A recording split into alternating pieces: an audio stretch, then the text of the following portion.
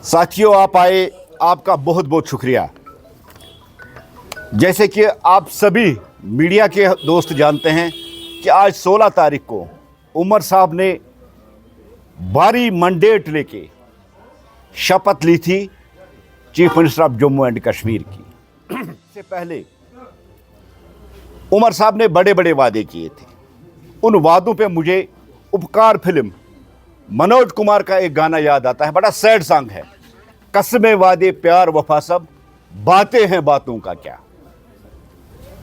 यह सूट करता है नेशनल कॉन्फ्रेंस पे, यह सूट करता है उमर साहब की गवर्नमेंट पे। सबसे पहले अगर हम एक साल की report card national conference government का उठा के देखते हैं साथियों, सबसे पहले जो उन्होंने अनाउंसमेंट की थी, इन 12 जो गारंटियां उन्होंने थी, उनमें सबसे पहला जो था वो था कि मैं 200 यूनिट मुफ्त बिजली जम्मू कश्मीर के हर एक सिटीजन को दूंगा। उसके बाद उमर साहब ने पलटी मारी और पलटी मार के कहा कि जो अंत्योदया है या जिनको हम बीपीएल कहते हैं, बिलो पॉवर्टी लाइन के लोग हैं, उनको मैं 2% बिजली मुफ्त दूंगा। लेकिन आज नेशनल कॉन्फ्रेंस कह रही है कि पहले 100% मीटरिंग होनी चाहिए, उसके बाद हम सोचेंगे किस किस को बिजली देनी थी। लेकिन जब उमर साहब ने गवर्नमेंट संभाली तब उन्होंने कहा था कि जम्मू के मीटर मैं तवी में बहा दूंगा और कश्मीर के मीटर मैं जहलम में बहा दूंगा।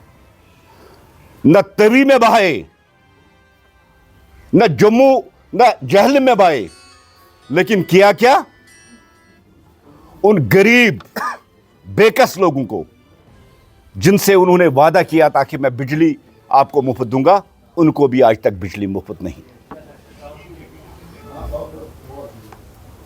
2% लोग खाली है जम्मू कश्मीर में, जो इस जुमरे में आते हैं, जिनको इन्होंने कमिटमेंट की थी, जिनका वादा उन्होंने किया था मैं इनको बिजली मुफ्त दे दूंगा, खाली 2% लोग हैं। अगर उमर साहब बिजली देना चाहते थे तो फूड डिपार्टमेंट से वो इसका सारा जो बायोडाटा ले सकता था कि किसके पास बीपीएल कार्ड है और किसके पास अंत्योदय कार्ड है। अगर उमर साहब, जहां उमर साहब को पानी देना होता है, जहां उमर साहब को हेल्थ सेक्टर में इंप्रूवमेंट लानी है, वहां उमर साहब कहते हैं कि मेरे हाथ में कुछ नहीं है, पहले स्टेटहुड। कौन रोकता है उमर साहब को गैस सिलेंडर देने से? कौन रोकता है उमर साहब को 200 यूनिट बिजली देने से? कौन रोकता है उमर साहब को 10 किलो चावल देने से? जब उमर साहब ने इलेक्शन लड़ने का फैसला किया, मैंने कहा ना, नेशनल कॉन्फ्रेंस की फितरत में ही धोखा है और पलटी, ये पलटू वाली पार्टी है। पहले कहा कि मैं इलेक्शन लड़ूंगा ही नहीं, यूटी में तो कम से कम मैं इलेक्शन लड़ूंगा नहीं। इलेक्शन लड़ा, धोखे से जम्मू कश्मीर के लोगों के वोट लिए। लेकिन उमर साहब जानते थे कि मैं यूटी का सीएम हूं, मेरे इख्तियारात कितने हैं, मैं क्या कर सकता हूं। लेकिन जम्मू कश्मीर के इस मासूम जनता को, जम्मू कश्मीर के मासूम लोगों को धोखा देके, दगा लेके, वोट हासिल करके अपने प्रोटोकॉल में मस्त। कब तक जम्मू कश्मीर के लोगों को आप धोखा दोगे?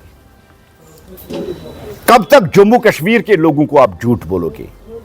जितने भी वादे आपने किए, जितनी भी गारंटियां आपने मैनिफेस्टो में बोली, जितने भी वादे, 25 वादे 12 गारंटियां, एक भी वादा, एक भी गारंटी उमर साहब बताइए हमने पूरा किया है। आज जम्मू कश्मीर का शहरी, जम्मू कश्मीर के लोग, जम्मू कश्मीर का हर एक नागरिक आज अपने आप में इस चीज को जानता है कि उमर साहब की गवर्नमेंट झूठी है, धोखेबाज गवर्नमेंट है। इन्होंने एक साल में कुछ नहीं किया, कहीं डिलीवर नहीं कर पाए, ये फेल गवर्नमेंट है। टोटल मिला के साथियों, कंक्लूड करने से पहले अगर मैं कहूंगा तो इस गवर्नमेंट का हम नाम रखेंगे एक साल नाकामी की। इंसान को टोकती है झूठ बोलने पे, जो इंसान को झंझोड़ती है आत्मा को कि मैं झूठ बोल रहा हूं। लेकिन ये पार्टी झूठ पे ही बनी है और झूठ पे झूठ। मैंने आपको गिनाया, पेल्बिसाइड से लेके ऑटोनॉमी से लेके इलेक्शन तक जो प्रॉमिसेस किए थे 1947 से लेके आज तक, इन पार्टियों ने सिर्फ, इस नेशनल कॉन्फ्रेंस ने सिर्फ धोखा दे दिया। उमर साहब अगर उनके पास ज़मीर होती, ज़मीर नाम की चीज़। अगर आत्मा उनके पास, आत्मा उनको झंझोड़ती, ये झूठ आदमी के आत्मा को जोड़ती, तो उमर साहब को स्टेप डाउन करना चाहिए, उसको मानना चाहिए। मैं फेल हो चुका हूं, मैं जम्मू कश्मीर के लोग, पीडीपी, बीजेपी, नेशनल कॉन्फ्रेंस, कोई भी पार्टी उन्होंने नहीं छोड़ी है, और वो आदमी है, उस पर आप भरोसा नहीं कर सकते। जम्मू कश्मीर का कोई आदमी उसको सीरियस नहीं लेता। अगर हुर्रियत दफन ना हो चुकी होती तो वो अपने मकसद के लिए शायद हुर्रियत भी ज्वाइन कर देता।